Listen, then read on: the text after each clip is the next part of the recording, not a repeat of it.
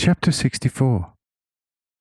The ultimate aim of the creation in aggregate.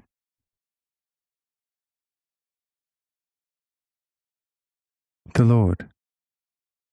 If you ponder at some depth what I have said unto you, with greater maturity than the average man of today, then you shall find and understand, even if not at the profoundest level, that with his story of creation, Moses, with his most fitting imagery, truthfully and in the order of eternal wisdom, only meant the corresponding origin and onward development of all things, from their primordial beginning to their most supreme perfection.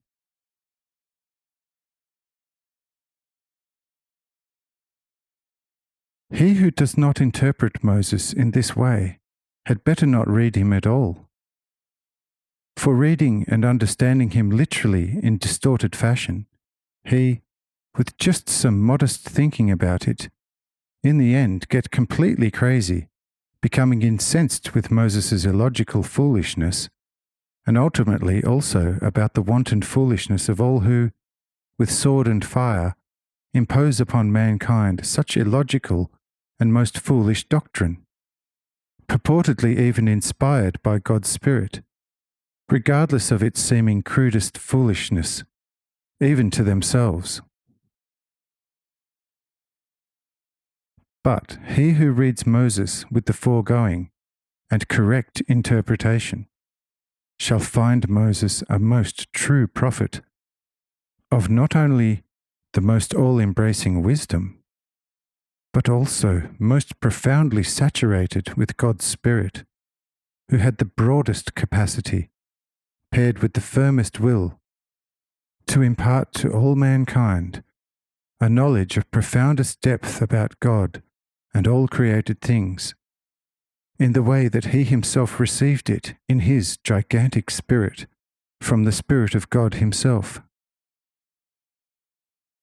And thus the suns originated for themselves, the earths for themselves, and each singleness on the suns and earths for themselves, and also in their general connection.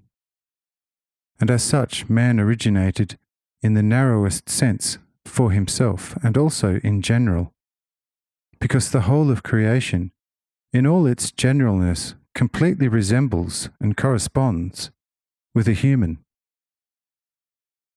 And because every singleness, from the largest to the smallest, of the whole spiritual and material creation, also corresponds and must correspond with a human. Because man is the actual reason and final goal of the whole of creation. He is the final product to be won by all the efforts of God. And since man is that which God desired him to be, and also achieved through all the pre-creations to which you stand here as incontrovertible testimony, everything in the heavens as well as the celestial spheres also corresponds to man, as Moses also indicated in his history of creation, and as also other tutors of mankind have done, although in a more veiled fashion. But ponder everything now, and you shall see that all is so, and cannot possibly be otherwise. But you, Cyrenius, tell me whether you are now happy with Moses.